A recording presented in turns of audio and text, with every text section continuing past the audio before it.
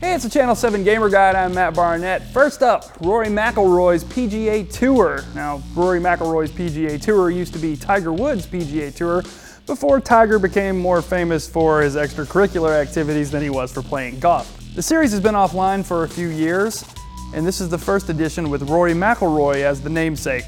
Rory doesn't have quite the worldwide recognition that Tiger does, at least among non-golf fans, but the first edition of the game with his name on it is a beautiful golf simulator that is just kind of falling short of the mark. Character creation is pretty generic, and the roster seems small compared to past editions of the game. However, the graphics are phenomenal, and the arcade-ish aspects of the game are fun, but they're not quite enough to make it a must-buy. It feels to me like there should be more to an EA franchise game, especially one that's been running for this long and that is this popular. I'm hoping that a lot of the work at EA Sports is going towards the new Madden game, which we will be reviewing here, because it sure doesn't feel like it went into Rory McIlroy's PGA Tour. It's a fun game if your kid is really into golf.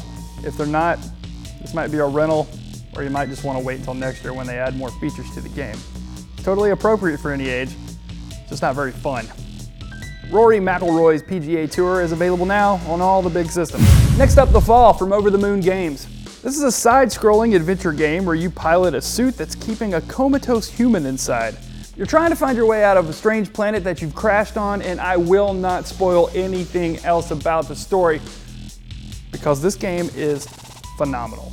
This is one of the better stories I've ever encountered in the entirety of my life playing video games. I cannot stress enough how great this game is. The Fall's rated T for teen, and there's some violence in the game, a little bit of bad language, but I feel that it's so tame in that aspect that this rating is perfectly dead on. I can't recommend this game highly enough, and it's available now on Xbox One, PS4, and Wii U. Third game of the week, King's Quest.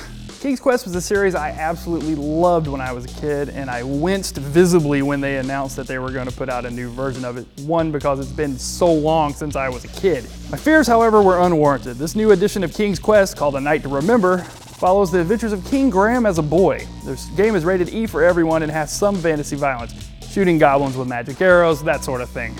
This is the first part of a 5-part series, and I'm only letting you know about this now so you can get on board early and take the ride the entire way through.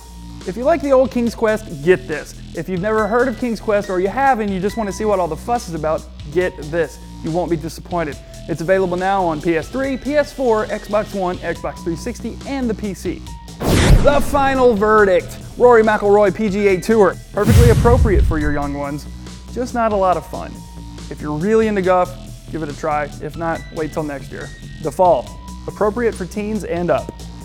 I highly recommend this game. I cannot recommend it highly enough. It's amazing. And finally, King's Quest, a tale of adventure, appropriate for all ages from 1 to 101. Check it out. Let me know what you want to see. Just go on social media, Twitter, Facebook, whatever, and use Channel 7 Gamer Guide, and I will do my best to review what you want to see. For the Channel 7 Gamer Guide, I'm Matt Barnett.